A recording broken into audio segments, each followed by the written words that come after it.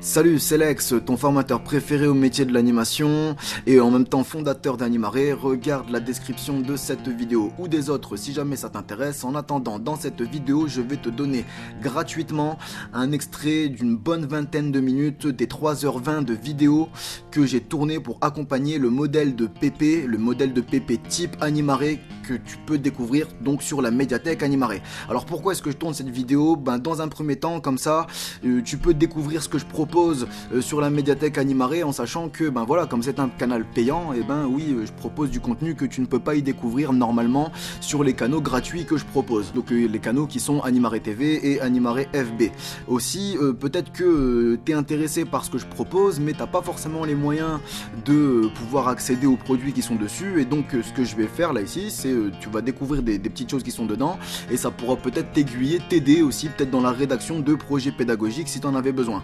Alors, je tiens aussi à te préciser que la médiathèque, je te rappelle plutôt que la médiathèque Animaré est à moins 50% jusqu'au 31 décembre 2019, ok, donc tarde pas parce que là ça va plus tarder, il reste donc moins de 48 heures si tu veux profiter de la réduction à laquelle tu peux accéder à partir du moment où tu utilises le coupon décembre 2019, donc DECEMBRE en majuscule 2019 2019, le tout collé, tout en majuscule, tout attaché sans accent.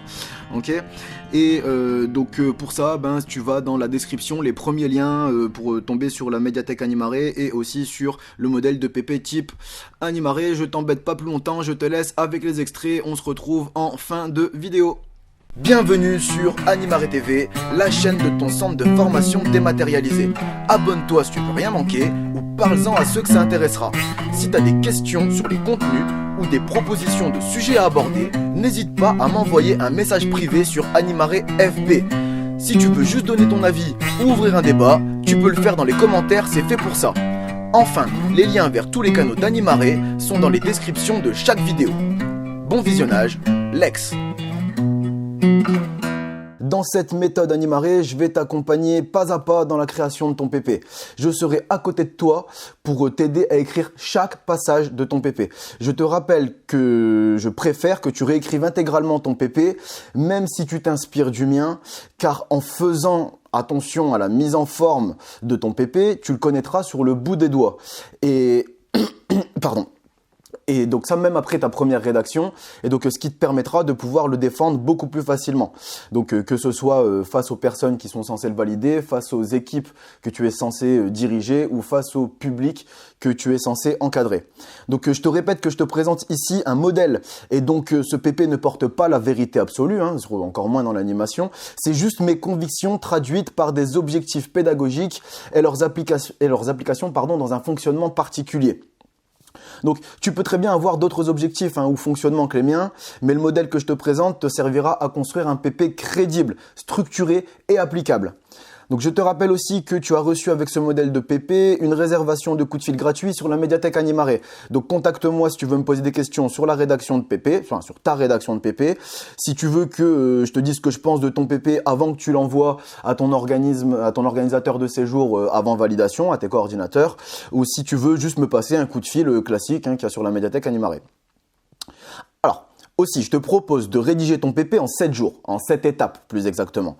Je pense que le tout est de s'aérer suffisamment l'esprit pour rester à 100% de tes capacités dans ta rédaction. Il faut rester focus et avoir... En fait, le truc, c'est que tu risques de saturer. Donc c'est pour ça, espace, n'hésite pas. S'il le faut, n'hésite pas à couper en plusieurs parties chaque étape de ta rédaction. Maintenant, si tu arrives à rédiger ton PP en une seule journée à partir de celui-ci, ne t'en prive surtout pas. On se retrouve tout de suite dans la vidéo abordant la page de couverture et l'introduction de ton projet pédagogique. Ouvre ou imprime le PDF du modèle type de PP Animaré pour suivre ce dont je vais te parler plus facilement. N'hésite pas à prendre un maximum de notes, voire même à faire des arrêts sur image pour rédiger ton PP en même temps que je te parle. et assure-toi d'être dans un endroit calme et propice à la concentration. Alors tu remarqueras, ou tu as peut-être déjà remarqué aussi en feuilletant le PP, que moi j'ai très peu d'images. En fait, j'en ai pas du tout des images dedans. J'ai des images que au début en page de couverture pour l'aérer.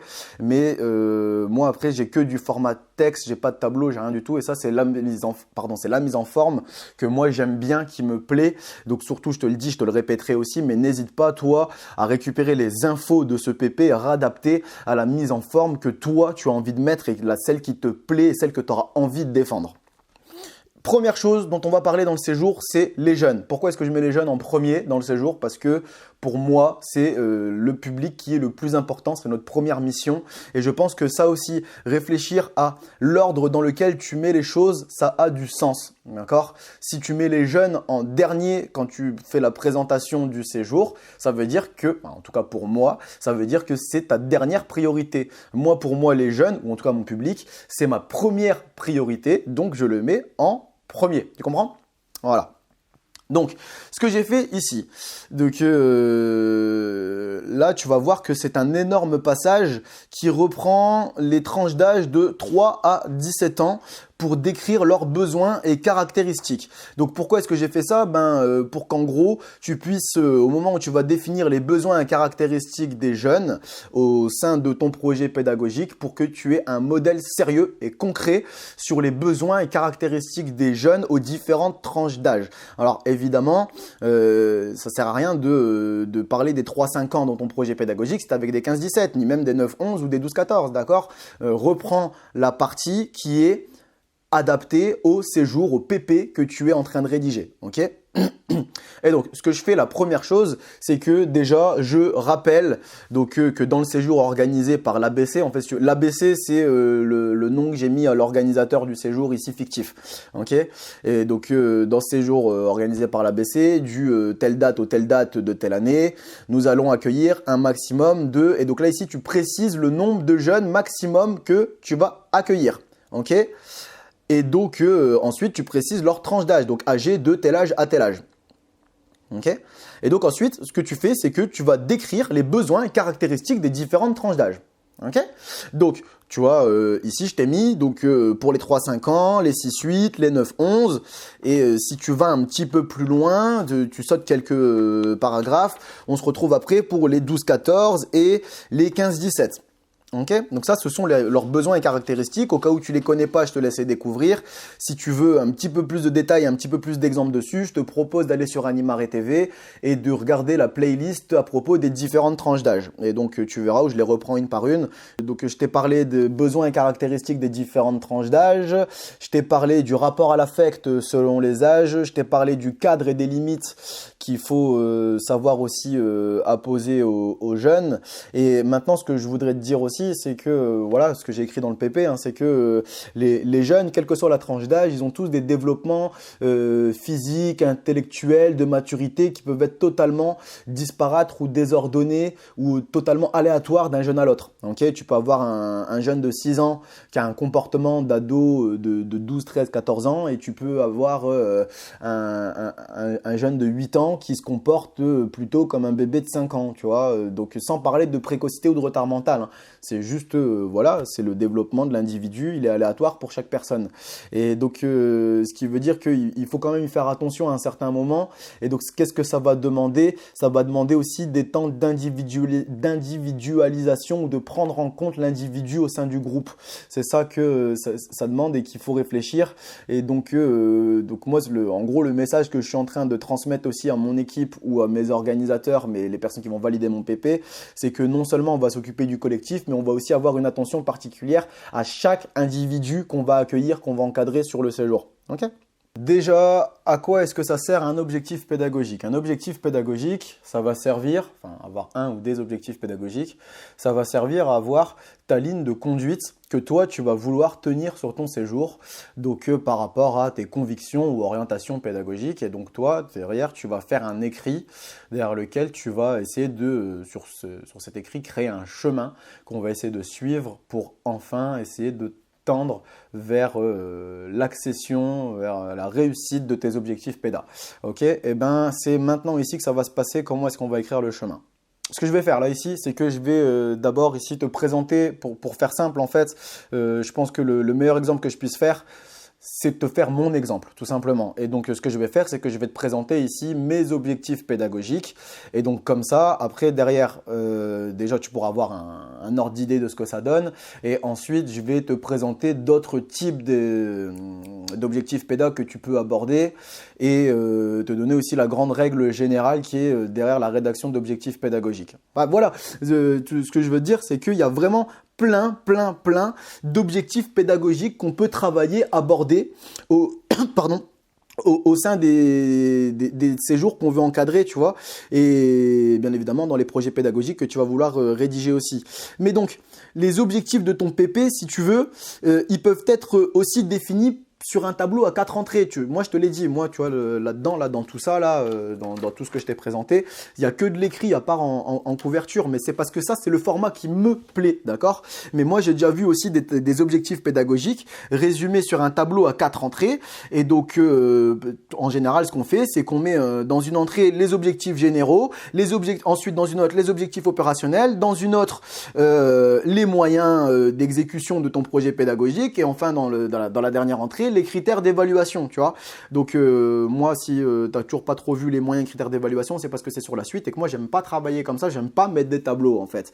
Mais à partir du moment où c'est clair pour toi et où c'est clair pour les personnes qui sont en face, prends la façon qui t'intéresse le plus de travailler, d'accord? À partir du moment où les informations y sont, c'est tout ce qui compte. Ce que je veux que tu retiennes, moi vraiment, pour créer tes objectifs pédagogiques, il faut que tu partes de tes convictions, ce en quoi tu crois fermement. Alors ici en fait le truc c'est qu'on va parler du rythme du séjour et en fait le rythme du séjour c'est comment est-ce que toi tu vois l'organisation des journées en gros au sein de ton séjour. Ça ne veut pas dire qu'il ne peut pas y avoir d'imprévus, ça ne veut pas dire qu'il ne peut pas y avoir des journées particulières, mais c'est la plupart du temps comment est-ce que toi tu vois les choses, comment est-ce que tu voudrais que les journées se déroulent. Et donc, alors, le truc que je tiens à te dire tout de suite aussi, c'est qu'il n'y a rien qui t'oblige à définir une journée type. Donc, par exemple, 8 heures, lever des jeunes, 8h30, petit déjeuner, 9h, on va s'habiller, 9h30, départ des activités, et ainsi de suite, comme ça jusqu'à la fin de la journée. Il n'y a rien qui t'y oblige. Maintenant, il n'y a rien qui te l'interdit, tu vois. Moi, par exemple, je le fais pas. Et en fait, c'est juste à toi de voir si, un, t'en as besoin, et deux, si c'est cohérent avec le reste de ton projet pédagogique. Tu vois, moi, je suis sur un projet pédagogique où on va partir des jeunes et de leurs envies et on va essayer d'avoir un maximum de souplesse possible. Si je commence à fixer des horaires et un cadre, ça correspond pas, en fait, tout simplement au fait qu'on va partir des jeunes et de leurs envies. Si je fixe des horaires et un cadre, ça veut dire qu'on part pas des jeunes et de leurs envies. Ça veut dire qu'on part des adultes et de leurs envies et de leurs idées, tu vois. Enfin voilà, mais après rien ne t'empêche de faire les deux. Si c'est validé, c'est validé, c'est toi qui vois et ton organisateur aussi. Mais enfin voilà, moi je trouve que il faut mettre un minimum de cohérence d'entre les différents points qu'on va aborder en fait. Donc moi j'aborde pas de journée type, mais maintenant si toi tu veux le faire, fais-le, il n'y a pas de souci. Ok. Moi, ce que je fais en fait, c'est que j'aborde donc dans mon rythme de séjour, je vais aborder, si tu veux, ces 3 différents points qui vont être la vie collective, la vie quotidienne et les activités qui alternés vont rythmer mon séjour. En fait, sur ton séjour, en fait, c'est les 3 grands volets de l'animation. Et face à ton public, tu es soit en activité, soit en vie quotidienne ou soit en vie collective. Voire des fois, il y en a certains qui chevauchent l'un à l'autre, ça peut être possible aussi. Mais enfin voilà, tu vois, par exemple, tu es en train de faire un jeu de société, c'est une activité. Tu es au lavage de main avant de passer à table, c'est de la vie quotidienne. Tu es en train de régler une bagarre, c'est de la vie collective. Voilà, donc tu es tout le temps en fait en train de faire une de ces 3 actions. Et donc en fait moi ce que je fais là ici dans le PP, c'est que je reviens dessus sur ces 3 volets et dans ces 3 volets activité, vie collective et vie quotidienne, je reprends des points sur lesquels je trouve qu'il est important que tout le monde ait, en tout cas tout le monde sache dans mon équipe, sache ce que je vais attendre d'eux à ce moment-là en fait. Alors déjà si tu en as besoin, va voir la vidéo sur Animare TV qui redéfinit les 3 volets d'animation, activité, vie collective et vie quotidienne.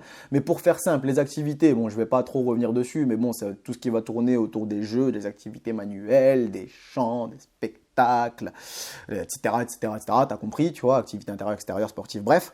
Et après, t'as la vie quotidienne. La vie quotidienne, c'est tout ce qui va tourner autour des besoins vitaux et individuels individuels du public que tu vas encadrer. Individuels des individus, j'en fais un beau, moi, des individuels des individus.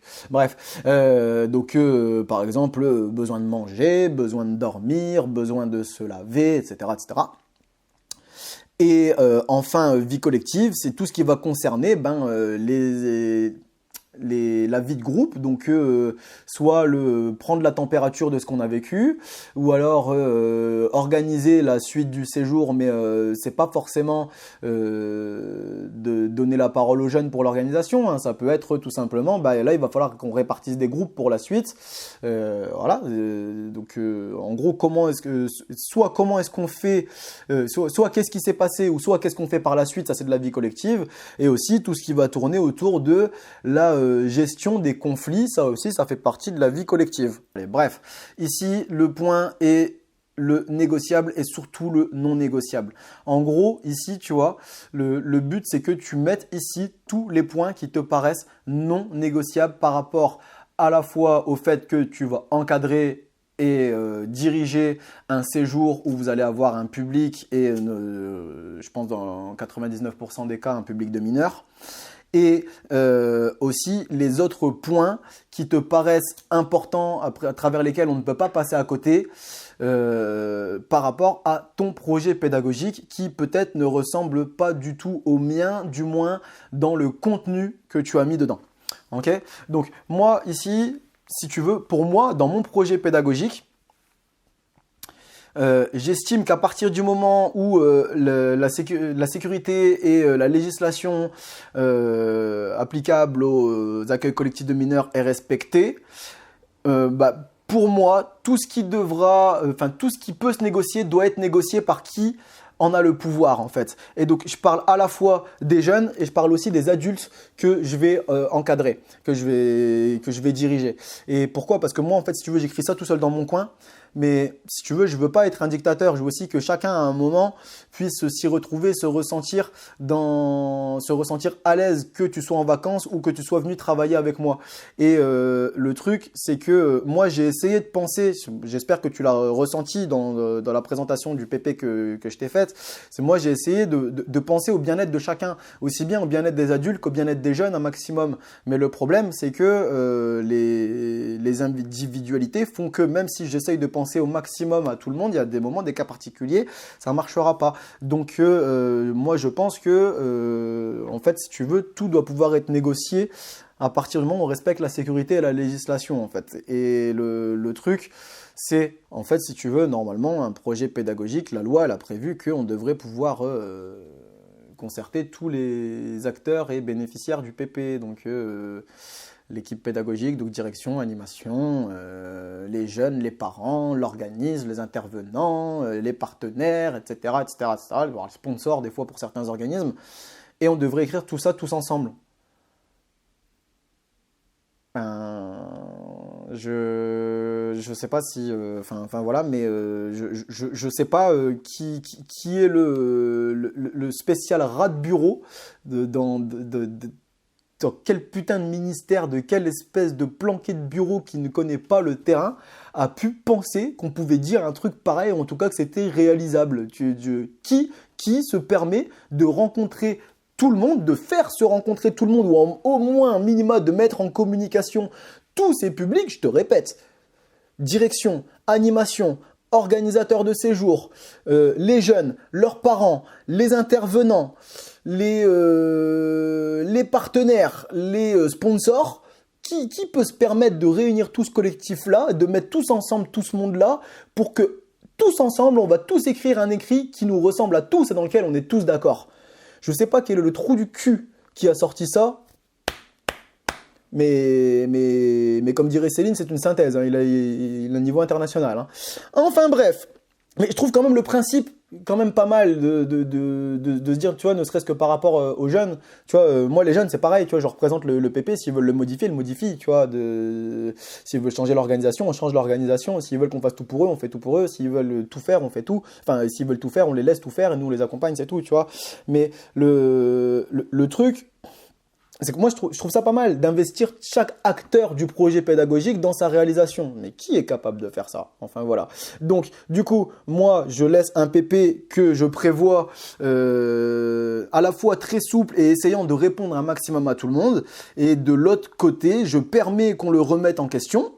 Je ne suis pas un dictateur de la pensée, ni voire même des applications. Mais juste après, derrière, j'ai quand même quelques petits points qui sont non négociables quoi qu'il arrive. Tu vois, ça c'est hors de question. Alors, je vais dire tout simplement parce qu'on fait de l'animation et qu'on travaille et qu'on a un contrat. Tu peux aussi préciser, là, ici, si tu as d'autres points non négociables par rapport à ton fonctionnement.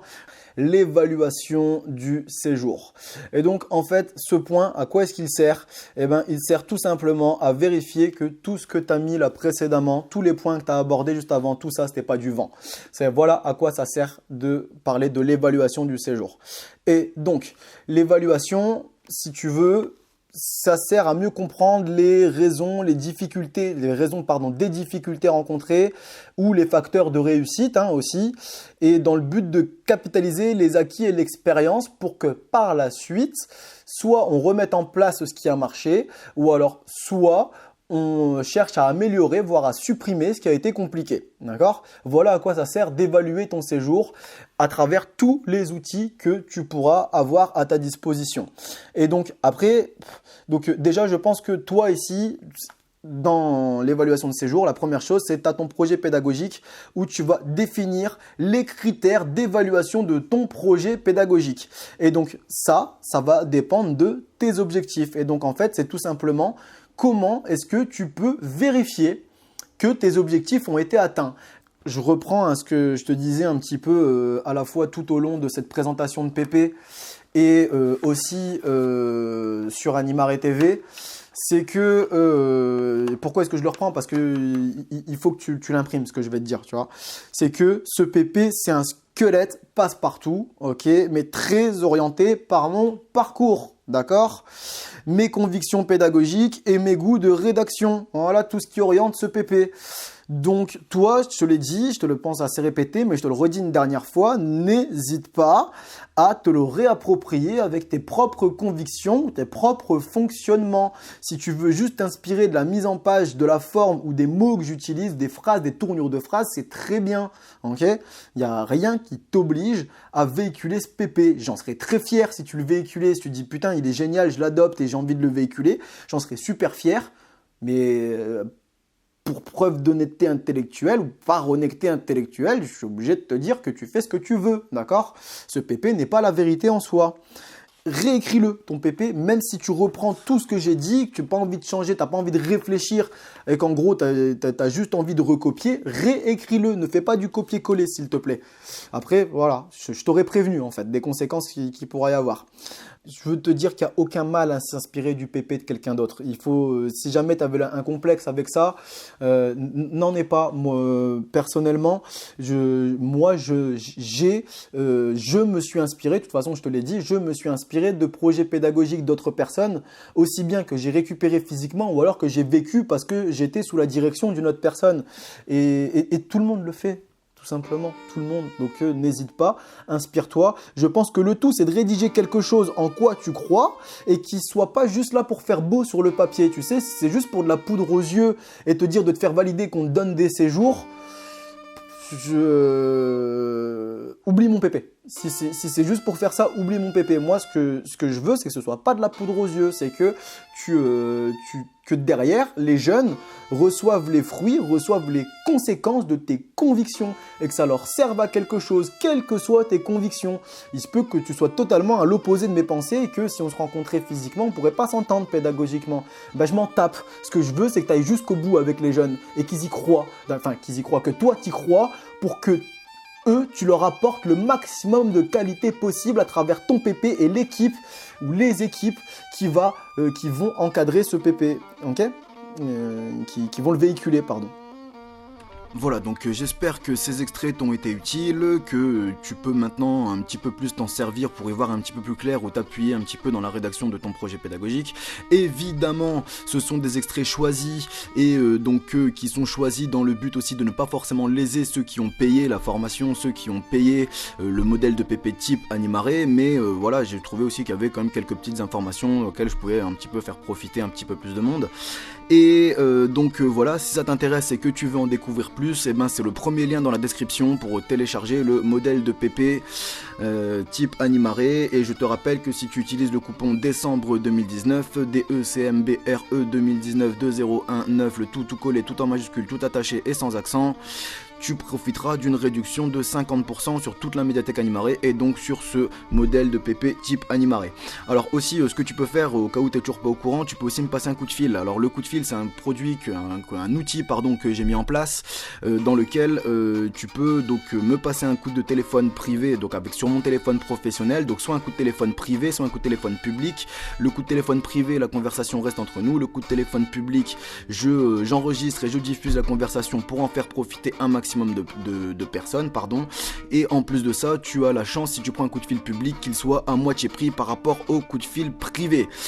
Aussi, il reste toujours des coups de fil publics gratuits, et donc pour profiter d'un coup de fil public gratuit, il te suffit de remplir le coupon public PUBLIC, tout en majuscule, PUBLIC, public, en réservant donc ton coup de fil public, et donc tu bénéficieras d'un coup de fil public gratuit. Voilà, moi j'ai fait le tour de ce que j'avais à te dire pour aujourd'hui. On se retrouve bientôt sur Animare TV. Salut, à la prochaine, et n'oublie pas que les jeunes comptent sur toi, et moi aussi.